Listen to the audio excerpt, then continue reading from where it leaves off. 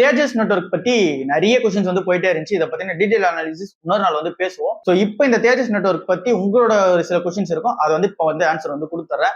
So இது வந்து நம்ம 600 to 700 வந்து இருக்கும்போது வேல்யூட் அப்படின்னு சொல்லி வந்து கன்சிடரேஷன் வந்து பண்ணியிருப்போம். அப்ப நம்ம பி செக் பண்ணும்போது இங்க 27ல இருந்து 37, 30, 40 வரைக்கும் வந்து இருந்தது. அந்த பில வந்து நம்ம கன்சிடர் பண்ணிருப்போம். லைக் வந்து இது போன வருஷம் அந்த மிட்ல இருந்தும் இந்த வருஷம் ஸ்டார்டிங்ல கூட கன்சிடர் பண்ணிருப்போம். ஸோ அந்த டைம்ல வந்து பார்த்தோம்னா இந்த பில தான் வந்து இருந்துச்சு.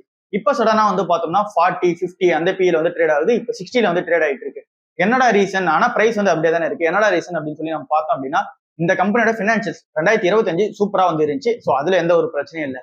ஆனா இந்த பினான்சியல் இயர் Q1 இப்ப 2026 Q1 நம்ம பார்க்கும்போது செம்ம பிரச்சனையா வந்து இருந்துச்சு. இவங்களால நெட் ப்ராஃபிட் வந்து பண்ண முடியல, ரெவன்யூ வந்து பண்ண முடியல. 70% கிட்ட வந்து இங்க ஸ்லைட்டா டவுன் ஆயிடுச்சு. ஸோ அந்த ஒரு ரீசனால பியும் இபிஎஸ் வந்து மேட்ச் பண்ணும்போது இங்க பி வந்து எகிரிடுச்சு. ஸோ நம்ம அதிக காசு கொடுத்து இந்த கம்பெனி வாங்க வேண்டிய சூழ்நிலையா வந்து வந்துருச்சு. ஸோ அதுதான் இங்க மேட்டரை தவிர இங்க வேல்யூஷன்ஸ் வந்து லைட்டா மாறி இருக்கு. ஏன்னா இந்த Q1 சரியில்லாத ரீசனால, ஏன்னா அந்த அளவுக்கு அவங்க ரெவன்யூ ப்ராஃபிட் இவங்களால பண்ண முடியல. ஸோ அதனால பி வந்து எகிரிடுச்சு. இபிஎஸ் வளராத ரீசனால ஸோ நம்ம ஒரு வேல்யூ இன்வெஸ்டரா என்ன பண்ணலாம் அப்படின்ற கேள்விக்கு நான் என்ன பண்றேன் அப்படின்னா, தேஜஸ் நெட்வொர்க்ல இப்போ வந்து கரண்டா எதுவும் வாங்குறது இல்லை. இந்த Q2, Q3 வந்து வரட்டும். ஏன்னா இவங்களோட ஃபியூச்சர் எக்ஸ்பென்ஷன் பிளான்லாம் வந்து சூப்பரா தான் இருக்கு. ஸோ இந்த பிஎஸ்என்எல் அண்ட் தென் அதர் ப்ராஜெக்ட்ஸ்லாம் வந்து டைப் வந்து பண்ணியிருக்காங்க. ஸோ இந்த நெட்வொர்க்கிங் ப்ராஜெக்ட்லாம் சூப்பரா போகட்டும் அப்படின்னு சொல்லி வெயிட் பண்றேன். பட் இருக்கிற ஹோல்டிங்ஸ் வந்து நான் விற்கல, அது அப்படியே தான் வந்து இருக்கு.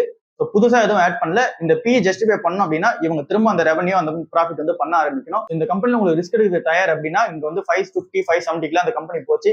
ஸோ அந்த டைம்ல வந்து ரிஸ்க் எடுக்கலாமா வேணாம்ன்ற டிசிஷன் வந்து எடுங்க. ஸோ இப்போதைக்கு இந்த கம்பெனியோட ஸ்டாண்ட்ல பொறுத்தளவுல வாங்கவும் இல்லை, விற்கவும் இல்லை. ஸோ அப்படியே தான் வந்து இருக்கு. இந்த Q2, Q3 வந்து செக் பண்ணிக்கலாம் அப்படின்னு சொல்லிட்டு வெயிட் பண்றேன். ஸோ நீங்க இந்த கம்பெனி வாங்க போறீங்க அப்படின்னா நீங்களும் வந்து வெயிட் பண்றது வந்து நல்லதா வந்து இருக்கும். ஸோ இந்த Q2, Q3 பார்த்துட்டு வாங்கலாம். பட் ஆனா அதுக்குன்னு இந்த கம்பெனி வந்து விற்க தேவையில்ல. நல்ல சவுண்டான ஒரு கம்பெனியா தான் வந்து இருக்காங்க.